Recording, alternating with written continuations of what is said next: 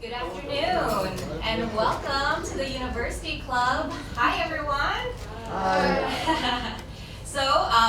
This is the final event in our spring series of What Matters to Me and Why. And I'm most delighted that the school year's coming to a close, but I'm also sad because that means I won't be having lunch with all of you for another few months until we see you in the fall. But I'm Vanessa Gomez-Brake. I serve as the Associate Dean of Religious and Spiritual Life here at USC. And this program is a partnership between ORSL and the University Club. And it's our pleasure to really be able to host you all here, members of the Trojan family, to hear from members of the Trojan family. I wanted to share that this April, for the first time in 30 years, Muslims, Jews, Christians, Sikhs, Baha'is, Hindus, Buddhists, and several indigenous nations will be celebrating Ramadan, Passover, Holy Week, Easter, Baisakhi, Mahavir Jayanti, the Theravada New Year, and the Gathering of Nations all at once. This does not happen often. Like I said, first time in 30 years that there is a true convergence of our religious and spiritual observances. So to all of you observing a holy day, a holy week, or the holy month, I wish you many blessings. So this speaker series represents a creative solution to an important problem in the university setting. And that's the separation of intellectual life from the personal and the spiritual. What Matters to Me and Why offers the Trojan family an opportunity to hear from USC faculty and administrators in a different way. Rather than just lecturing on their area of expertise or research, we invite them to share their life journey with us. So once a month during this Wednesday lunch hour, we get to listen in as they reflect on their values, their beliefs, and motivations that have shaped their lives. If you would like to nominate a member of the USC community to speak at a future event, you can do so anonymously on our website, and that's orsl.usc.edu. Additionally, you can also visit our website or our YouTube channel to check out recordings from our many past speakers. This past year has been amazing. We had President Folt in December, and just last month we had Duke Ben Wen, who was an amazing speaker. So I really encourage you to click around on that site. Before we begin the main program, I'd like to highlight just a few upcoming events this month, because really April is full not only of holy observances, but just everyone trying to get in that party or that event before the school year ends. And no joke, the Office of Religious and Spiritual Life, we've got a lot going on, and I hope to see some of your faces there. Specifically, next Wednesday, you can find us popping up at Alumni Park there at the center of campus in front of Doheny. And as you walk out today, you might grab a flyer. We're having a water festival. We're going to have about a dozen Buddhist monks represented from a variety of temples here in LA. We're going to do a meditative walk from the University Religious Center all the way to Alumni Park, and then we're going to eat together.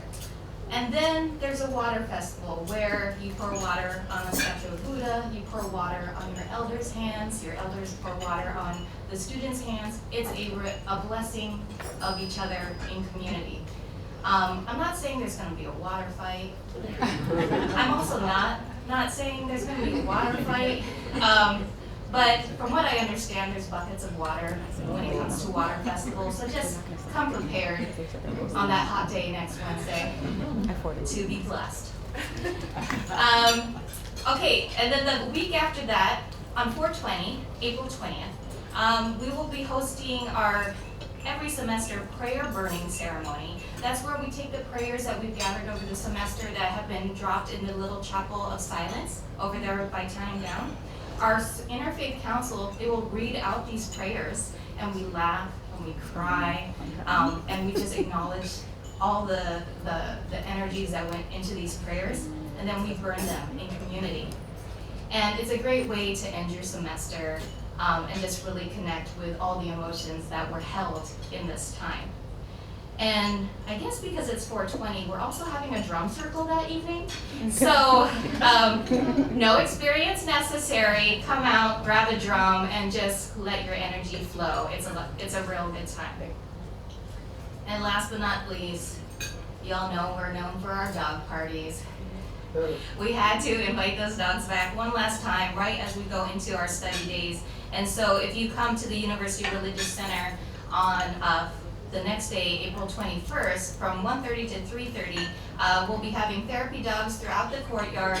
And we'll also, in honor of Earth Week that week, we'll be making kokedama. So if you're a plant lover and want to observe and really appreciate the sacred that is in nature, you can create a little ball of mud and moss, and we have plants for you to insert in it, and then you can either keep it in a bowl on your desk or hang it from the ceiling in your office, but just to have a piece of nature in your space. So, okay, that's it. It's a lot of fun events, and so definitely check out our website or join our newsletter by signing up outside, and you can hear more about everything that's coming up this month. Well, I invite you now to sit back or grab another sandwich, whatever. Maybe just chew your chips silently at this portion. I will say we do have to-go boxes, but know that if you take a sandwich, you should probably refrigerate it immediately if you're not going to eat it immediately, because the food might go bad, so just be cautious about that. And we get to hear from Kristi Culpepper today. So I want you to prepare as you're listening to her what questions you might have about her journey, about her life. And we have a microphone there in the center. And when it comes to that period, I'll invite you all to line up if you have a question, and then that will be our last 10 minutes of the program. So without further ado, I wish to invite Damien Danieli to the stage. He is a Trojan alumni and a close friend of Dr. Culpepper. Please join me in welcoming Damien to the stage. Thank you.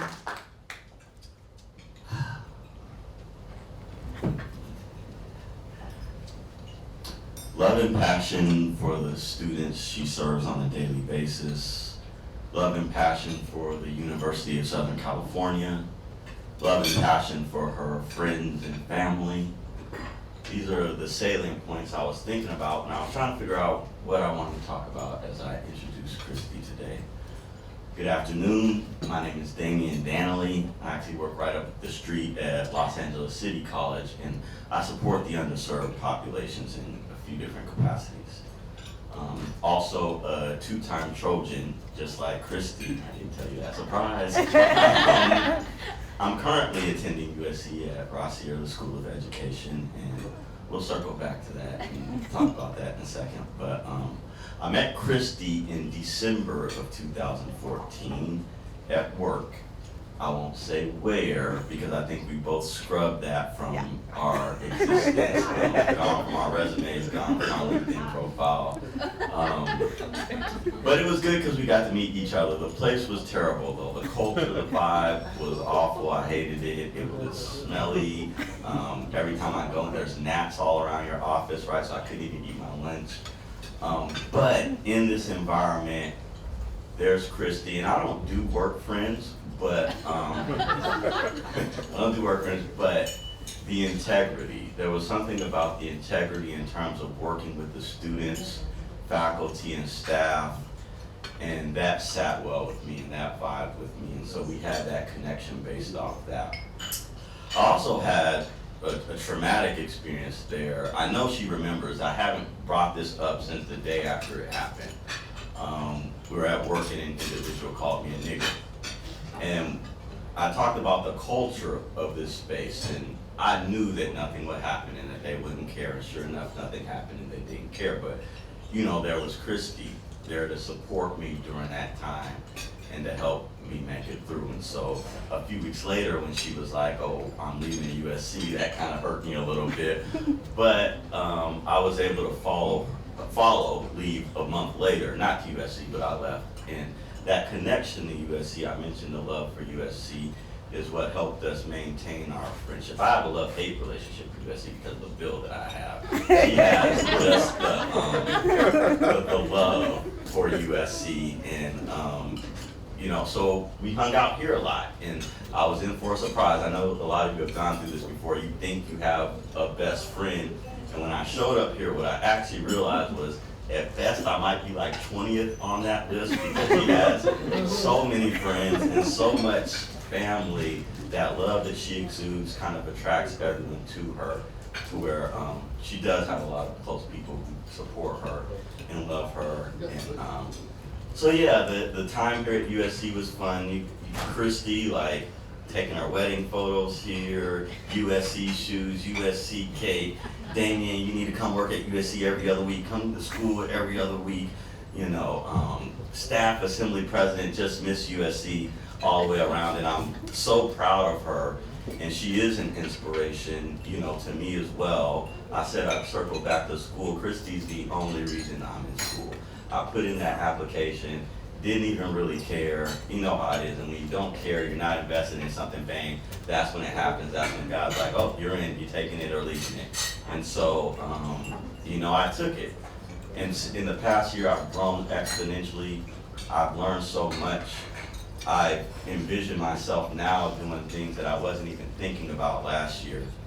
And I really do owe that to Kristi. And I know that she's inspired not just me, a lot of other folks around her, the students that she works with on a daily basis. So I just wanted to let her know that I appreciate her. I want to give her her flowers now because she deserves them. The realest thing I will say today is that we don't deserve Kristi Culpepper. We really don't. You guys, lift her up. She needs to be a leader on this campus. She needs to be the next great administrator on this campus. I'm putting that out there. I believe that. But thank you, Kristi. Without further ado, I want to welcome up the queen, Miss Kristi Donna Culpepper.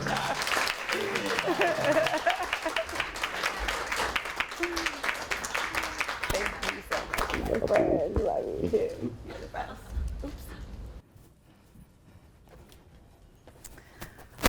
Wow, that was quite an introduction. Thank you, Damien. So Damien's in the doctoral program at Rasier, and he'll be graduating in a couple years with his doctorate. And when I started the program, he was like, oh yeah, I'm never going to school again, let alone getting a doctorate, I'm good. And then now you're gonna graduate in a couple years. So it's pretty awesome. So thank you, congratulations, very proud of you. Let me put on my glasses so I can actually see something here. Thank you, Vanessa. Thank you for inviting me here today. I'm truly humbled. I don't know who nominated me, but I was really shocked and surprised that anyone would be interested in, hearing about my life or what I've done and what my goals are. So I'm really humbled and just beyond just appreciative of this. And let me start by saying my number one fear in life is public speaking.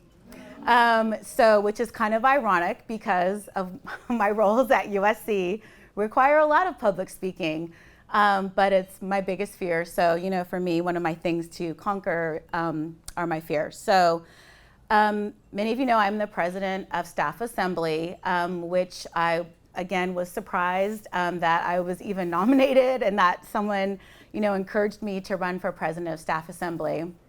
And so I'm in my first year of doing that. And it is Staff Appreciation and Engagement Week. And so we're here to support staff, to let you know that you're appreciated. There's over 24,000 of us. And just know that without us, this university does not run. And so I will never, ever let us forget that, so that we are appreciated and know that we're the integral part. Students come here because of us. And they stay because of us. So we'll continue to, continue and praise on that mission. So thank you, staff. You are the best, great place, and I'm so glad that we're part of this Trojan family.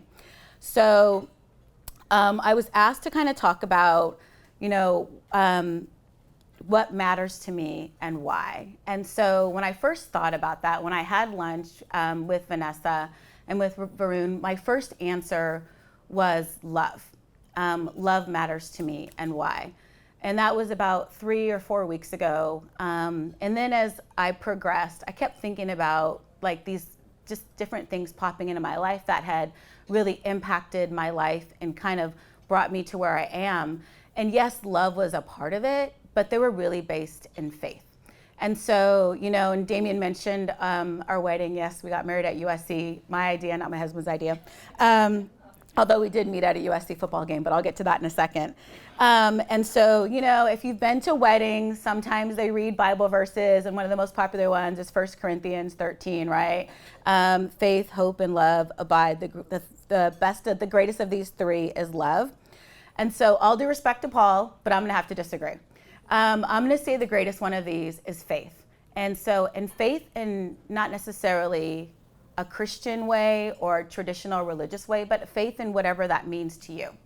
And so, you know, on a very basic level, when I was thinking about faith, like when you're going through the crosswalk, we have faith that those cars are going to stop, right? Like that's faith, right? We have faith that the chair that we're sitting in is going to work, right? We didn't look underneath the chair to see how it was constructed and, you know, look at the DNA of all that. So we have faith in our lives every day, right? Faith that when we're in the cars, especially in LA, that our fellow trafficker, you know, people driving around are going to have faith that we're going to abide by the rules. But then faith about, you know, when we say, you know, hey, Damien, or hey, Jabari, I'll see you tomorrow.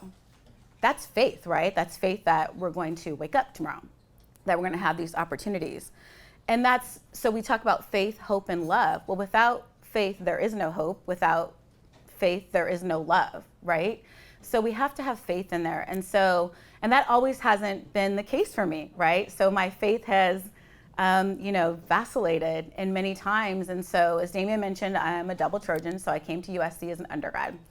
I'm not going to give years because I, you know, want to keep my age under wraps. So that's one thing I can't do. But I came to USC a long time ago. And it was just an amazing journey. And thinking that, you know, wow, I got admitted to this school. And by the way, it was a lot easier to get into USC than it is now. I don't think I would ever get into USC as an undergraduate right now. And just transformational. And so my brother was also a student at USC. And sometimes he acknowledged my existence, sometimes he didn't, as he was an upperclassman and I wasn't. But one thing that I talk with my students about is how the culture has changed for the better, although sometimes it may not seem like that with a lot of the challenges that we've gone through at USC. And so I remember the first time I ever saw my dad cry was when my brother graduated from USC. Because he looked at me and he said, never in my life did I ever think that I would have one, let alone 2 kids going to USC. My dad wanted to come to USC. He was a professional baseball player, but when he was in college, he wanted to come to USC, but they weren't letting us in. That was not an option for him to do that. So he went to Cal State Fullerton, so go Titans, and he ended up playing professional baseball. He played in the Negro Leagues. And so he had not a love-hate relationship with USC, he had a hate-hate relationship with USC because of the oppression and not just the perception of oppression, but just, you know, this university in the middle of, at the time, a very white and rich area. And so this just wasn't happening. USC was the rich boy university. Rich white boy university wasn't happening. And in fact, my mom went to Manual Arts High School, and I was telling Damien this, and she was one of the first Black people ever to go to Manual Arts High School. And so that should tell you, you know, the culture, and which is literally across the street from USC.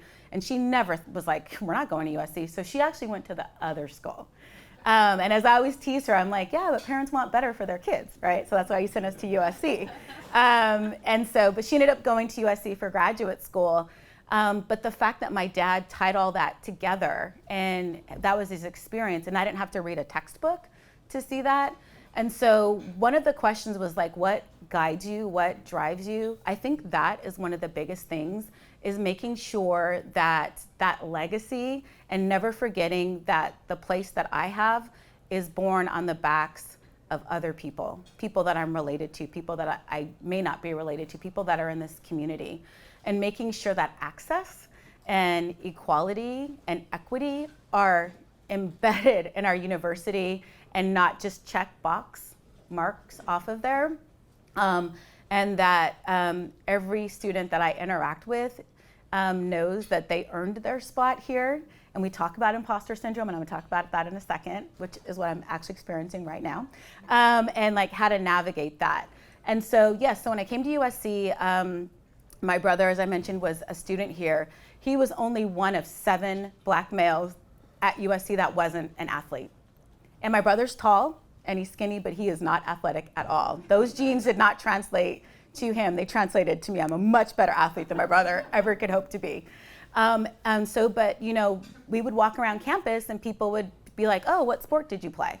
You know, or what sport do you play? I still get asked that question, by the way, from some people. They're like, oh, you went to USC? Oh, like, what sport did you play? And so, you know, now in my more mature years, I answer flippantly, oh, I was like captain of the yacht team. Yeah, exactly. And they're like, they get, you know, so that's my little shade. I'm like, I see you. So, you know, but just learning and navigating that my brother and I couldn't be students, and Jabbar, you know what I'm talking about, couldn't be students here, Damien, you know what I'm talking about, couldn't be students here and not be athletes, right? And so just navigating that space, and it was very maturing and humbling because I know what I wanted to say, but I know that my privilege or lack of wouldn't allow me to do that. So that is also what drove me to work really, really hard. And not to say that I didn't have a very active social life, because I did. And so, but also to recognize what I had. And so by the time I was getting ready to go into my senior year, I mean, I pretty much had it all. Like, I was in student government, and I was living on the row, and I was doing well in school. I'd been picked to be a song girl, one of the first Black ones ever. And I was like getting ready to start my senior year, and then my dad had a stroke. And so my dad was significantly, well, not significantly, for the time, significantly older when I was born. So, you know, he was already in his late 60s when I was a student at USC. And so he had a stroke. And so that meant that there was no money to pay for me to finish out my senior year. So I had to drop out of school. And then, you know, the way that financial aid works now is very different than the way that it worked back then. And so there was nothing. There was no, you know, he was sick, he couldn't work. So I had to leave school for a couple of years. And at that time, it was like, whoa, like what happened to Kristi? Like she, for the people that were supportive, you know, they were like, okay, you know, we're here to wrap our arms around you. For the people that weren't, I learned out who my real friends were and who they weren't, just based on my socioeconomic status. And that was hard, and that was maturing, and that really, really devastated me. But then I didn't have time to feel sorry for myself, because I had a responsibility to take care of my dad, take care of my family, and that's what we did. And then at the end of the day, I realized, you know what, stuff comes and goes. It can be taken away in an instant, but your family, the people that really care about you, that lasts forever. And so that's one of like the lessons that I've learned and has carried me on forward. So I dropped back in, but it was a different perspective, you know? And again, the people that really hadn't supported me when I dropped out, you know, all of a sudden it was like, oh, you know, oh, it's so good to see you. And, you know, and it just really made me think about what was important and what was valuable, which brought me to kind of my sense of belonging. And that's actually what I wrote my dissertation on. So I wrote my dissertation on a sense of belonging of Black multiracial students at a predominantly white institution, a school that will be unnamed. And so in looking at what does that look like to navigate these different worlds, and how you present to the world, but then how, you know, externally, but then what does that dynamic look like in your family? Or when people think that your mom is your nanny because she's a dark-skinned Black woman, which has happened many, many, many times. And if you've ever met my mom, I'm the shy one in the relationship. So she's, you know, been very vocal about that, but it's, you know, taught me so much about, you know, how you can present to the world what that looks like. But all that to say is that my faith is what carried me through. my faith in my family, my faith in myself, my faith in my God, and my faith that, you know what, it's going to turn out all right. And your journey is your journey. My journey was my journey. But all of that is what shaped me into being the person that I am today.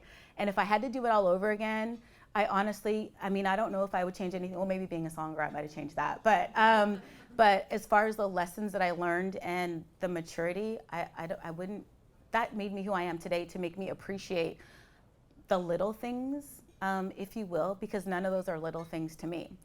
And so Damien was talking about love and passion and all of that, and people often tease me. They're like, why are you always so happy? And like, why are you always smiling and all that? Because in order to know true happiness, you have to know true sadness, at least in my life. And so as I mentioned, my dad had a stroke when he was in his mid-60s. And then several years later, he got sick again. And I'm originally from Riverside, California. So my dad was back in Riverside, and I was working in Marina Del Rey. And so I got a phone call from the hospital that my dad had had a stroke, because I was put down as his emergency contact. And they were like, you need to come right away. And if you've ever gotten that phone call, they never tell you if the person is alive or dead, right? And so I asked point blank, I was like, is he alive or is he dead? And they're like, you just need to come right away. So any of you know traffic in LA, getting from Marina Del Rey to Riverside at like 3:30 on a Monday, it's gonna take a while. So it took me about 3 hours to get to Riverside, to the hospital. And this whole time, I didn't know if my dad was alive or dead. And I just kept driving, and I was like, God, if you just get me there and like, you know, get me there safely so that I can at least tell him that I love him. Because the last time I saw him, I was busy. I was on my BlackBerry, so that should tell you something right there, right? Typing. And my dad was, you know, and I was like, okay, Dad, yeah. But I didn't tell them that I loved him. And so I was like, no, you can't ever do that again. You can't ever take that for granted. So I got to the hospital. He was still alive, but he was in pretty bad condition. And so it turns out that my dad had Alzheimer's, but he also had leukemia. And so, which is, you know, obviously bone cancer. So we did the whole bone marrow thing. My brother did it, I did it, but I was the only one that was a match. And has anybody ever had that done before? Like the old school way where they drill into your hip? They don't do that, I don't think, anymore. But they numb it and they literally drill into your hip and take bone marrow out, so you can't feel it, but you can hear it and you can smell it. And so I did that. I was a perfect match. And so I was like, Dad, yeah, you know, we can do the transfusion and all that. And he said no. I was like, wait, what? What do you mean no? And he said, I have Alzheimer's. He said, so let's say that we cure the cancer.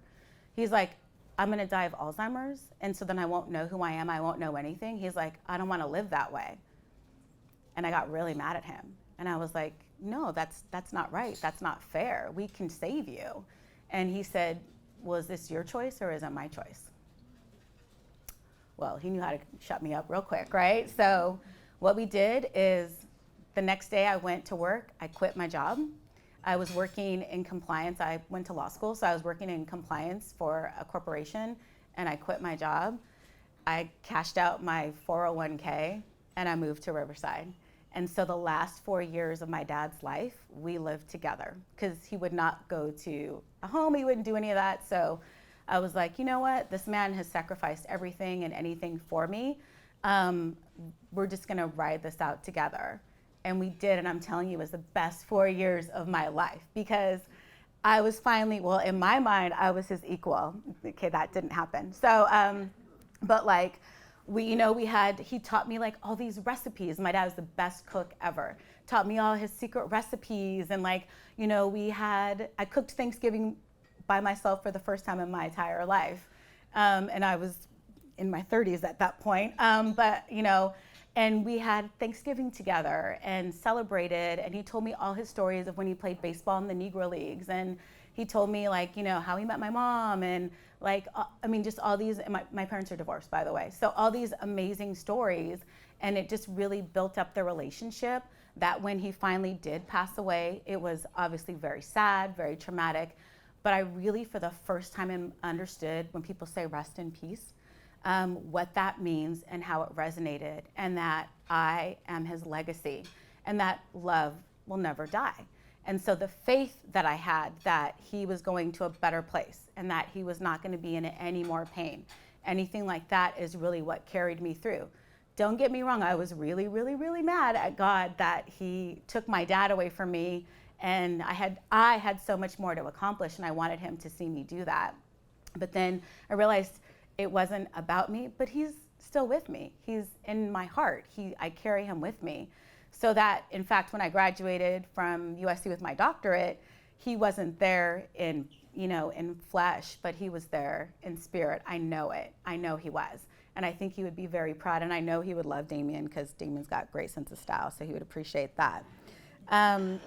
So those kind of bleed into like my life milestones, including getting married. And with the maturity and all the things that happened, if those things wouldn't have happened, I would have never married the person I married, because he didn't look or seem or act like my ideal person. And so I met my husband. His name is Dan. I met him at a USC football game, and I might have been a little intoxicated when I met him, but I had these custom USC shoes that Damien referenced. And so I was wearing them, and we were literally in the Coliseum, and I was walking past him, and he was like, "Nice shoes." And I was like, "I know." I'm like, "Who's this guy?" Whatever, right? And so it was like this skinny white guy, no, not having it. And so fast forward about an hour and a half later, we're at a tailgate. And so it turns out that a bunch of people that he had gone to high school with, I had gone to USC with. And they vouched for him. They're like, "Dan's a great guy. He's really nice. He's this, he's that." But he did not look like what I thought my person was going to look like. But thank goodness I met him in my 30s and not in my 20s, because that would have never happened. Not because of Dan, but because of me, right? Because I wouldn't have had the maturity to appreciate this person and his intelligence and his kindness. And so they always say God gives you the person that you need. He is patient. He is very thoughtful. Not that I'm not thoughtful, but he's funny, but I think I'm funnier. And he's just like super kind, and like everybody that he meets, they're like, "Oh, he's like the nicest guy." And so when people say like nice guys finish last, well, define last. Like I'm his last, right? Like I'm the last person that he was ever gonna date. I'm the last person. So be a nice guy, because it pays off and it's really important. And case in point, the first time he ever met my family was at my dad's funeral. And so, yeah, talk about that. So we'd only been dating like 5 or 6 months, and my dad passed away, and he met my family, but he also organized the repast. He did all of that. And so he was like exceptional and phenomenal. And that's when I realized, wow, this is like a great guy, and I really like him, because I was still kind of on the fence. I was like, I don't know, like Dan's cool, but and so my dad's first cousin, who at the time was like 80, looked at Dan. She was like, "Ooh, who's that? He's cute." And I was like, "Oh, that's my boyfriend." And she goes, "Kristi, Don, that's who you're gonna marry." And I was like, "Cousin, you're crazy." I was like, "I'm not marrying." Well, she was right. And so we've been married 7 years now. And it's been great, but he was the one who encouraged me to do the doctoral program. He was the one who encouraged me to go for my dreams, to come back and work at USC from our hellhole of a job that we had. But the best thing I got out of it was Damien. And so encouraged me to come to USC and pursue my dreams. And when I came back to USC, I came back as a temporary staff member, so like a temporary worker. And I was making $15 an hour. But I wanted to get my foot in the door. And I was like, well, we talked about it. I'm like, he's like, "Just go." He's like, that's not where you're gonna stay. He's like, "You're gonna get promoted and move forward." And fast forward 9 years later, he's right. So yes, you all can tell Dan, and this is being recorded, you were right. Okay, there you go. So it's in perpetuity. And he encouraged me to do that. And so I can without a doubt say, I'm so glad that we're friends, but he's also my husband. And I love him, but I like him as well. And so this is like the first grown-up relationship I've ever been in where I actually like and love the person. And I think that comes back from all of those experiences that I had, all of that shaped me and gave me perspective to really think about what's important in life. And so, and it's been fun, and I'm like super happy. And you know, when he asked me to marry him, I was very, very surprised. He got me. And I told him I only wanted two things: one, to get married on New Year's Eve, and the other thing was to get married at USC. And he was like, dude, he was like, and Dan went to USC too, by the way. He was like, you got to get over this USC stuff. He was like, you know, he was like, you're taking it to this whole nother level. But we did. We got married at the church right over there on campus. We were going to have our reception at Town and Gown, but we didn't have those Town and Gown funds. So that didn't happen. So we had a reception down on Long Beach. But it was super fun, and it was great, and we had a lot of fun, and it's been good. And that friendship has carried us through the ups and downs, and any of you who are married, you know the ups and downs of what that looks like.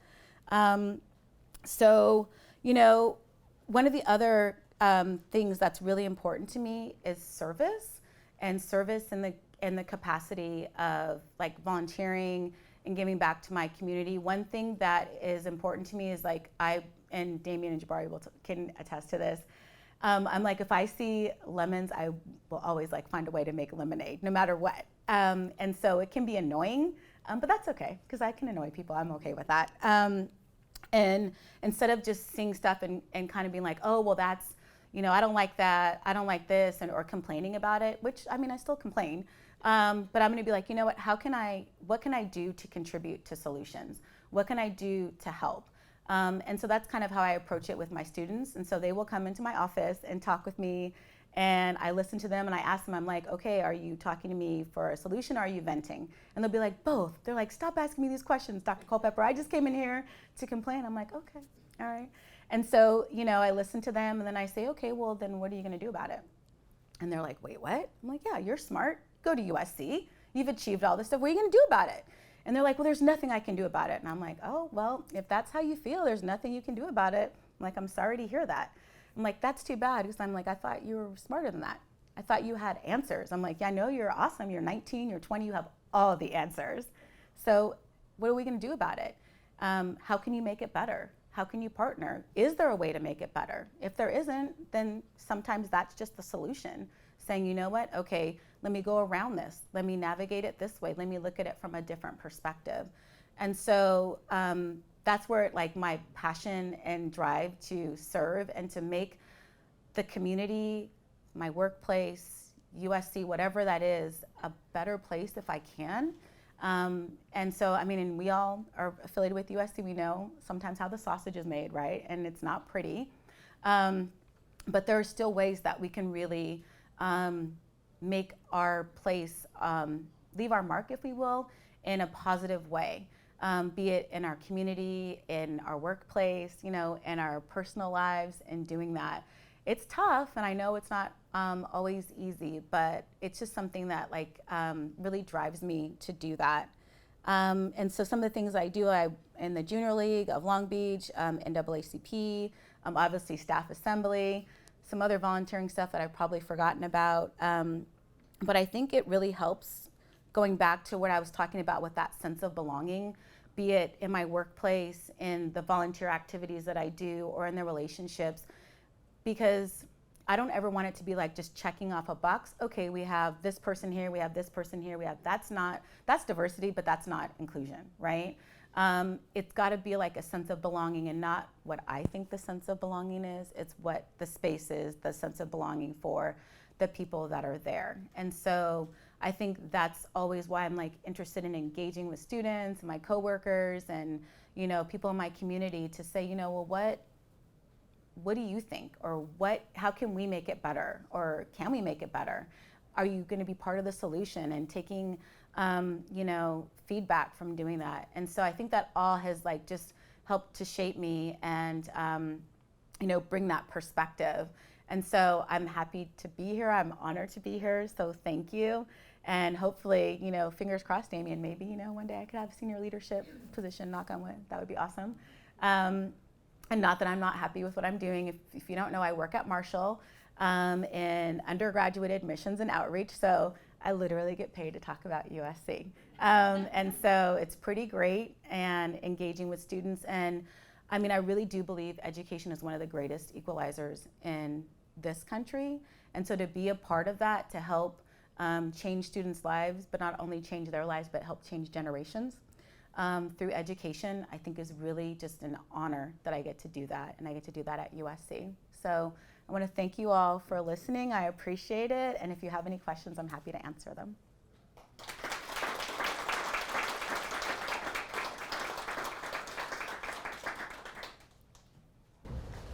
Wow, Dr. Pepper. I'm going to use that now. I'm saying wow because, as my colleague likes to say, you understood the assignment and delivered. And I think I got 3 F's out of there: faith, family, and football. Yeah. I didn't mention this on the front end, but when folks nominate speakers for this series, it's anonymous. And I think we do that because otherwise I'd have that student or that staff member up here introducing, telling me why. Why did you nominate Dr. Pepper?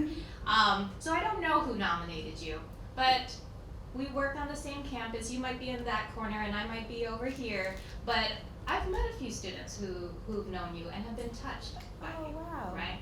And so, yes, you work at Marshall, but I'm curious in terms of your lived experience as a Trojan here in undergrad and then, through the doctoral program, how that has informed the work you do with some of these students, because I think you oversee a particular program that provides special support to some incoming Trojans, and those students I've heard from, and I've definitely heard the impact you've had on their lives. And I'm curious, perhaps, how your experience then goes into these one-on-one or programs that you're doing over there at Marshall. So that's my question, and I hope 1 or 2 of you are going to line up to ask a question once she's finished. All right? All right. Thank you, Vanessa. I appreciate that. So I work in undergraduate admissions, so obviously all undergraduate students, but my special project is the Marshall Pathways Program, so MPP, and this is a program that was designed to increase admission and retention of historically underrepresented students, so marginalized populations. Phase 1 is Black and African American students. So these are students who've applied to USC as freshmen. We're on the cusp of being admitted, but it's really competitive, as I mentioned. But we invite them, and this is an invitation-only program, to be a part of MPP. So they go spend their freshman year at the college of their choice, and then they transfer to USC as sophomores. And so throughout that year, I spend and they can be anywhere. We have students coming from all around the world, all around the country, all around the world. And so I engage with them for a year and help them through the process. And so, as I mentioned, it's not just about admissions, it's about retention. And so these are students who I look at them, they look at me, I see myself in them, right?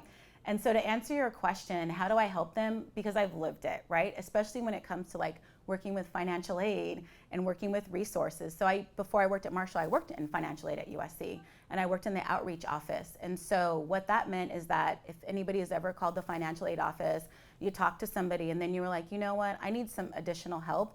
I need someone to talk with me, not talk at me. That's our office. And so we actually travel around the country and give workshops. I've given workshops for college, Cash for College, so spoken in front of 4,000 people, again, which is ironic since I'm terrified of public speaking, but I have done bilingual FAFSA workshops and help students in that capacity. So leveraging those relationships and knowing where there are opportunities and spaces, especially in financial aid, and getting resources and how to approach those in a way that's going to generate results. And then if it doesn't generate results, because I have a lot of relationships on campus, I can usually just pick up the phone and call somebody. And they know when I'm calling because my extension will pop up and they're like, oh, Kristi's calling. And then, if they don't answer, then I know where their offices are. And so, and I can kind of, hey, over there, how you doing? So they know why I'm there. But also know where there potentially could be challenges and where those challenges lie. And I can't prevent them from happening, but I can give tools based on my experiences or other experiences of my friends, Jabari, Damien, other folks who have gone to USC and have experienced that. So we can share that information and knowledge, but also just being there to support and saying, you know what, I understand, and like I really do understand because I've lived it. And just watching them grow and mature. We have our first graduating class this year. That we have our first four students that are graduating next month, and just seeing them go from heartbreak of not being admitted to USC to being featured in publications and communications all across the country as graduating from USC. It's been pretty awesome. So they're like my pride and joy. And one thing I always say is like the students stay the same age, but I keep getting older. So, so I'm like, but unfortunately there are still some challenges and barriers within the systemic challenges that we have at USC that we need to eradicate. But since they haven't been eradicated, we know I can help them navigate those spaces. Great question, thank you. Dr. Culpepper, I got a question for you. Sure. And thanks for your very inspirational comments there. You're so vulnerable and open. I appreciate that very much. Thank you. A question for you is about faith. Mm-hmm. There are times when the chair leg does fall apart. Mm-hmm. There are times when the car doesn't stop at the crosswalk. There's times you could be a proud Trojan and boom, varsity blues. Mm-hmm. I love USC. Oh, Dr. Tyndall. Mm-hmm. You know what I mean? Like, my question for you is about what are your attitudes, perspectives, and strategies about what happens when your faith does get shaken, and when it's not just shaken, but it can be crushed and Mm-hmm. destroyed? How do you pick yourself up from that? What are some advice that you might have for people about overcoming that kind of adversity and showing resiliency? Yeah, thank you. Great question. First and foremost is to acknowledge that it's hard, and to acknowledge that it's okay if you don't want to pick yourself up and bounce back from that, because it's not that easy. And when I've had that, in case in point with Varsity Blues, because as I mentioned, I work in admissions, right? So I've been, and does everybody know what Varsity Blues is? Right? The admission scandal for USC, Aunt Becky. And yeah, that's the actual name is Varsity Blues. And so I work in admissions. So I clearly was not involved in that because I'm standing here, but I was still impacted by it, right? Because when I travel around and talk about USC, I've been asked about it. I've been at conferences for admissions counselors, and people have asked me in a room full of like 500-600 people about Varsity Blues. And so, yeah, that has shaken my faith. And with Tyndall, I was a student when George Tyndall was here. And, and I've had friends that were assaulted by him. And so, and having to not only reconcile that as an agent of the university, but also this is like my friend, this is my sister, this is somebody that I've known since, I was 17 years old. And so when I have found myself in those spaces, is first and foremost is to acknowledge that it's okay to ask for help. And that's something that typically in Black culture, we don't do. We don't acknowledge that, you need to ask for help. And if that's professional help, if that's talking to somebody, if that's pastoral care, whatever that looks like, if that's talking to your friends, and saying it's okay. So for me, what I do is I keep a journal. And so because if I can write down my thoughts and get them out of my head, they're not always that scary. But it's like when I just keep it to myself, and it's going to manifest in one way or another. So for example, before I grew up and became more mature, I would just keep everything bottled up, and I actually fractured my tooth from grinding my teeth. And I was just going to ignore the pain. I was like, whatever, I can work through it. And then I wasn't able to eat, so then I was like, okay, yeah. So I went to the dentist, and he was like, your tooth is fractured. And I was like, what? How did I fracture my tooth? It was from grinding my teeth. And so although I was, trying to keep it together on the outside, your body's going to respond, your mind's going to respond. And so then I was like, you know what, I need to get some help. So for me, it's my circle of friends. It's also talking to my mom, and talking to my husband, journaling, asking for help. Also from people who've maybe have navigated those spaces before, and saying, you know what, I'm finding myself doing this, or I'm thinking about this. Like, what's your perspective? It requires faith and trust, right? And finding people that you trust to do that. And it's hard. And so for example, when I was asked about the Varsity Blues thing, in the room of 400 people. I had already asked somebody about it before and said, you know what, if someone asked me this, you know, like, what would you say?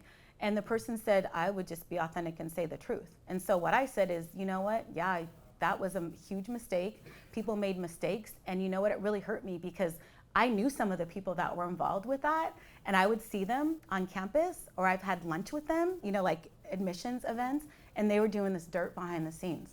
And I was like, you know, that's shameful. Shameful for so many reasons, besides obviously being illegal and unethical, but selling spots, that's taken away from somebody who earned their spot. And that could be somebody that looks like me. And so, you know, and so when I was asked that question, I just spoke my truth, you know. Some people received it well. Some people were like, you're not really staying on message. Whose message? This is my message, right? So, you know, but I would just say, acknowledge it if you are feeling stressed or feeling like, you know what, I'm in a space where I don't know what to do. And just saying, you know what, I don't know what to do. Sometimes that is the best like relief and like exhale that you could have. But I would say there's different, you know, ways of processing it. But whatever that is to you, whatever works for you, is do what works for you. Because everyone's going to have their advice and tell you this and that. But you know yourself, you know what works for you. You know what that healing and self-care is. If it's going for a walk, there are times I go around USC and I go for happy walks. So you maybe see me walking around campus and like I have my sunglasses on and like my phone is at my desk. This is one thing I will leave this at my desk, and that's my happy walk. So you can always stop me if I'm walking around, because that means something's going on. Because I need to like walk around, you know, and get like burn that energy out. So that's what works for me. Also, I've been known to close my office door and turn on some music and just dance in my office. So that works too. My coworkers are like, okay, we're gonna give Kristi her space right now, you know, to work out, process whatever she's doing. But great question, thank you. Mm-hmm. Hi. So I was curious, you know, maybe pitch us on staff assembly, pros, cons. I've been curious about it, curious to hear, you know, how that experience has been. Yeah, so pitch you on staff assembly, oh boy. And I have the vice president, by the way, this is Jabari Brown. He is the vice president of staff assembly as well. So thank you, Jabari, for being here. So staff assembly is the representative body for staff, right? So there's over 24,000 of us between all of our different campuses affiliated with USC. So we are the largest portion of USC outside of the students. So we're here to advocate for you and to ensure that there is equity for staff, because sometimes, in institutions of higher learning, faculty tend to get, you know, some of the higher spaces and higher accolades, which is fine, and that's great, and I love that. But staff interact with students way, way, way more than faculty do, right? So typically we're the ones who are going to know if there is trouble or challenges, if they're not doing well, if there's a financial aid problem or food problem, whatever, right? And then that could leak into their academic performance, right? But even if it leaks into the academic performance, staff is going to be there in the form of academic advisors and tutoring and all that to support the students. So we're here to advocate for staff. And so for me, being in staff assembly, 6 years have I been in it, Jabari? So I've been in it for 6 years. And so I started out just, you know, someone, I think it may even been JB, I'm not sure, was like, yeah, you should be in staff assembly. And so meaning if like fellow staff members have questions or issues, they can bring it to us and then we can bring it to the governing body. So for example, we did a staff assembly resolution that came out last month to advocate for more flex time for us, for more PTO. And so the way that we approached it was looking at peer institutions and how much time off their staff get. And USC was way at the bottom of like top 25 R1 research universities with taking care of staff. And so we'd been asking for it for a while, and we were like, oh, and we kind of kicked the can down the road. So we drafted a resolution, and that got the attention of senior leadership. And so we're working on that right now to get more staff time off for us. Also advocating for, we all know about that return to work memo, right, that we received in July. And I found out the same way that you all did. And I was not pleased about that because I was president of staff assembly and I'm like, I shouldn't be hearing about this, receiving this email. but I was held highly accountable for it from staff. And so that was, another learning experience. And so I've actually met with the provost one-on-one, and I was like, you know what? This is just me giving advice that, if you want to not get so much backlash and have positive relationships and not have it appear to be a us versus them, I'm here to give you feedback. Also, you have low-hanging fruit and staff assembly because everybody's a volunteer. None of us are paid to do this. It's all volunteer to serve. And so you would get nominated. And right now we have our elections process going on for 2022, 2023. And then next year we'll have nominations and you can be on there. So we have different committees. We have a transportation committee. So looking at, public transportation and parking and all of that and getting those subsidies back for people who take public transportation. We had them, they went away, they came back, they went away. So we're trying to, navigate those spaces. But also for those of us that don't have the option to take public transportation, what are some resources that we can get, like subsidized parking? So we advocate for those sort of things. We have compensation and benefits, which is where that resolution came out of, to get more flex time. And then we also are part of different committees around campus. So looking at like the student athletic experience and ensuring that education is right up there with student athletics. I'm on that committee with like some football coaches, the athletic director, the provost, senior associate or senior athletic directors, with the voice to talk about how staff can best serve students. Then we have like financial aid committees that we're part of. And then there's some cool stuff coming out next year from employee benefits. So look for some pretty cool stuff that we've been advocating for you for benefits like healthcare benefits and looking at things that should be included, that are included at other peer institutions, that aren't included at USC, that fingers crossed, knock on wood, will be included for us. And so when there was the Great Resignation, we'd been talking about these issues for years. And then when the Great Resignation happened, all of a sudden it caught the attention and folks in senior positions were surprised. And I was like, no, we've been talking about this for a long time, but we were gonna leverage that. So we're like, well, here are some ideas that can help foster employee retention. And so I think that they actually listened this time. So be on the lookout for for benefits that are gonna be coming out and updates with that. And hopefully, we can do that. But we're always open to ideas, suggestions, especially Jabari. So don't let him leave without you talking to him about any ideas that you have. I'm just kidding. You can talk to me as well. But we're happy to do that and advocate for you. And you all are out there. So tell us what works for you. Tell us what doesn't work for you. And we'll be your voice. So many reasons to get involved with staff. Yes. You're making a difference out there for all of us. Mm-hmm. Wow. Well, we're at the top of the hour, so let's give a round of applause. Thank you.